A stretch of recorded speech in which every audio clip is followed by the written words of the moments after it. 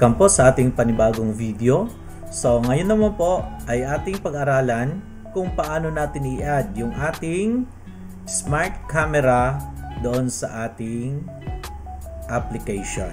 Para po pwede na natin siyang ma-monitor through voice command or di kaya makokontrol via phone. So panoorin po natin. Plug in po natin ang ating device para po magkakaroon ng power supply. At siguraduhin po na ito ay nasa pairing mode.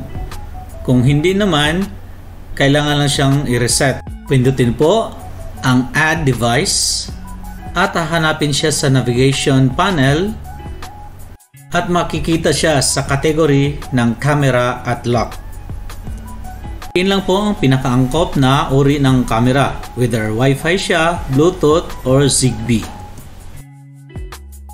Once detected na siya, sundin lamang po ang nakalagay sa prompt. Iba't ibang uri po ng camera at brand, magkakaiba po ang kanyang prompt kung paano siya i-add.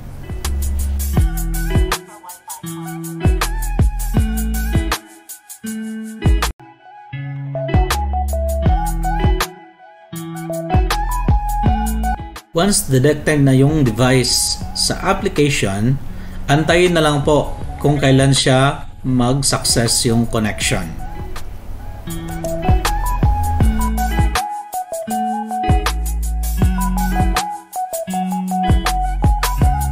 Successful na ang nagiging connection, pwede na natin siyang i-rename base sa kung ano yung gusto nating naming convention.